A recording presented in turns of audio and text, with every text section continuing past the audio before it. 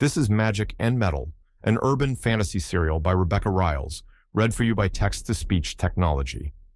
In this monthly serial audiobook podcast, I'll read a beta version of each chapter for you. If you love urban fantasy detective stories, then Magic and Metal is the podcast for you. Chapter 2. Rain pelted my face, cold and sharp, like nature's way of reminding me I was in over my head. The wind howled, as if the universe itself was mocking me. I stuffed the gear into my hard case, the weight of it a physical reminder of the burden I carried. The life I chose, no, the life I'd been forced into, was a cage, and Lark had the key, dangled out of reach. I had to do whatever it took to keep the Phantom's brain away from the church and bounty hunters. If they got their hands on it, it'd be like handing them a treasure map to my family's past and all my personal secrets. Maybe it was loyalty, maybe it was the fear of what would happen if I failed. Either way, I couldn't afford to stop now.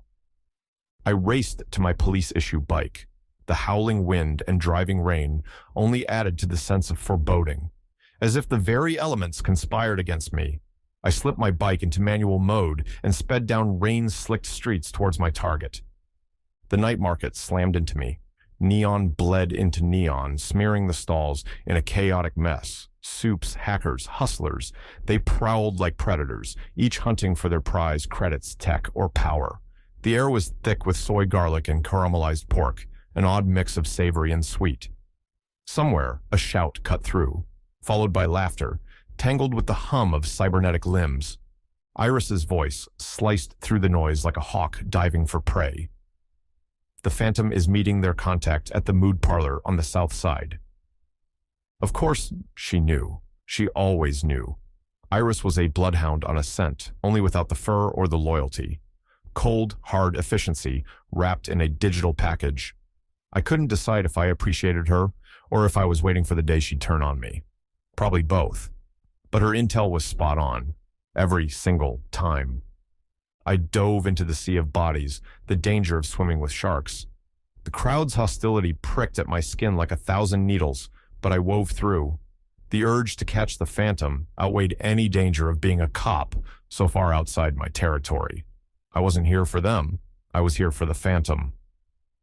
The mood parlor was a jarring contrast to the chaos outside.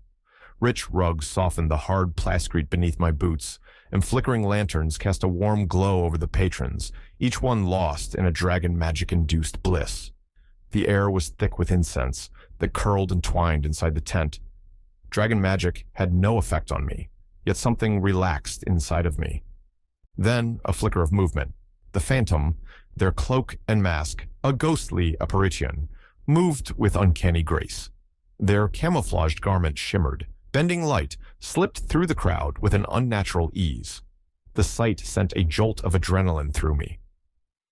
It wasn't the obvious kind of tell, like a full-on stare or a finger point. No, it was more like that subtle shift in the air, like when a predator catches your scent. The Phantom's eyes on me for just a second, too fleeting for anyone else to notice, but enough for my gut to twist. I muttered to Iris, "We're blown," as I bolted after them. Tables crashed, hookahs toppled, and the whole place went from calm to carnage in seconds. Despite my enhanced dragon vision, I lost them in the sea of cloaked bodies and rain. "Iris, locate the target," I ordered, voice steady even with the adrenaline coursing through me. "Headed to the tech sector, but you need to hurry. The church ops are closing in fast," Iris replied, her urgency palpable. The tech sector was a predator's playground. Bodies pressed in. A crowd of shifty eyes and twitchy fingers, all jostling in the neon haze. But it wasn't only the people. The machines watched too, scanning like hungry pickpockets waiting for someone to be careless. One wrong step, and you'd end up hacked, mugged, or worse, waking up in some back alley lab, missing more than just your wallet. The crimson robes of the Resurrection Church Ops came into view, their cybernetic implants connecting them like a pack of wolves circling a wounded deer. As I ran, the dragon's power coursed through me, a wild current under my skin, like the charge before a storm. This was my element, me and the Phantom, predator and prey, in an ancient primal dance. But it wasn't about the chase. Duty, sure, that was part of it. But there was something more. This was personal. The Phantom wasn't some mark. It was a reminder of what happens when you let your guard down, of what I lost. A predator like me only survives by staying ahead. I caught up to the Phantom when they doubled back to avoid the church ops. The jolt hit me first, sharp, sudden, like a wolf's teeth sinking straight into bone. Strong tech affected supernaturals like me. My mind bucked against it, a flash of pure agony that almost knocked me flat. For a second, everything went white, like staring into the sun. But I wasn't the only one feeling it. The Phantom stumbled, their movements going all jerky and wrong. Their cybernetics were glitching, struggling to keep up with the mind hacker's signals. I smirked. Even they weren't immune to this mess. Perfect. My turn to make a move. I seized an opening. My fingers grazed the Phantom's cloak. Gotcha. But they spun out of reach, vanished in the crowd like a ghost slipping through my claws. I forced myself past the cluster, the pain intensifying with each step as I searched for any sign of the Phantom. My legs burned, muscles screamed like a wolf caught in a trap, but I kept moving. Each step was a hammer, pounding out a rhythm that matched the beat of my heart. Exhaustion clung to me like a second skin, but adrenaline kept me upright, pushing me forward. This wasn't just about catching some lowlife. I chased something bigger. Answers, redemption, hell, maybe even myself. My survival was all about keeping my past buried. The market exploded into chaos as bounty hunters closed in, surrounding the Phantom's refuge among the vendors' woven rugs. Bounty hunters pursued, structures collapsed, the crowd scattered. The air reeked of panic, smoldering tech, and crackled with the threat of EMP discharges. A shrill alarm blared from the police AI embedded in my jacket. The synthetic voice sliced through the noise like a knife through butter. Attention nearby runners. Proceed to the night market immediately. Arrest the bounty hunters and their targets. Priority 1 directive. Great, just what I needed. More chaos. The universe really had it out for me today. All right, Jax. Breathe. The sirens were still distant, but they were coming. Too fast, too loud, like sharks that caught the scent of blood. And me? I was the fish, but I don't plan on sticking around to get torn apart. First thing they'd do is access my drones. Why hadn't I deployed them yet? Good question. Too bad I didn't have a good answer. Well, not one that'll fly with my superiors. They'll want to know why their expensive toys were still sitting in my pack instead of buzzing around the scene, doing their thing. I unzipped the hard case backpack, fingers brushing over the sleek surfaces of the drones inside. I glanced at the wreckage surrounding me, courtesy of the bounty hunter's EMP blast. Everything's fried, circuits, cameras, comms, like a lightning storm that hit a field of rabbits. The drones were supposed to be EMP resistant, but I can work with this, make it look like they weren't. I pulled one out, popped open the control panel and fiddled with the wiring. It's not hard to disable it. A couple of crossed wires, a fried circuit here, a burnt-out relay there. Easy enough to mimic the damage. As I worked, my mind spiraled. Everything slipped out of control, fast. It's like trying to hold water in my hands. No matter how tight my grip, it leaked through my fingers, and I was in the middle of a mess I didn't start, with the cops on the way and a dead bounty hunter who had more friends than I cared to think about. I picked up the dead guy's weapon hand, squeezed his finger, and blasted my drone. The Sky Eye drone, now convincingly crashed and discarded among other debris. There. One problem solved. But the sharks were still coming, and I was still the big fish. Time to move. I found the Phantom backed into a corner, and time was slipping away like sand. Church ops, bounty hunters, and the whole police circus would be crashing this shindig any second now. I had a serious decision on my hands. If I did my job and arrested the bounty hunters, that left the church ops free to pick up the Phantom's brain. Or I could make sure it didn't fall into the wrong hands. Motives circled like vultures over a carcass, and I found myself at a crossroads. This wasn't about picking sides. It was about the aftershocks that would rock this warped game. Hero or villain. The line blurred with each passing second. It's over, I said, my voice steady despite the adrenaline that coursed through me. There's nowhere left to run. The words felt hollow, a mere formality as I stared into the glowing eyes of the Phantom's mask. There was more to this story, a deeper truth that had yet to be revealed. Why'd you come as a cop?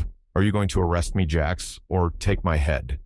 The Phantom asked, their electronic modified voice conveying a weariness or resignation I couldn't make sense of. They reeked of desperation. Tension coiled in their body as they prepared to make a final stand. I had to act fast, but a part of me hesitated, unwilling to take the easy way out. If I wanted the truth, I had to break my own rules. I drew upon the primal dragon magic coursing through my veins, the ancient power surging through me like a living current.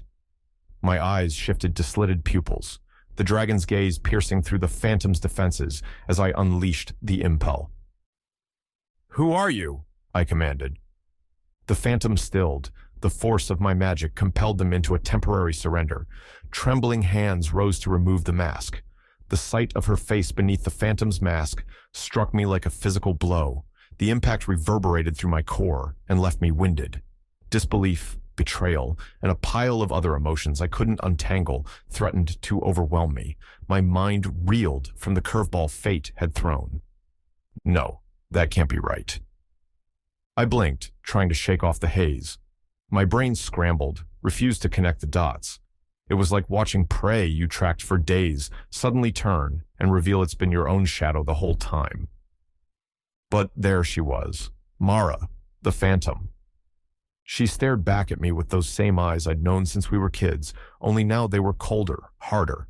The mask slipped from her face, but the betrayal, that was still there. I wanted to laugh, like this was some kind of cosmic joke.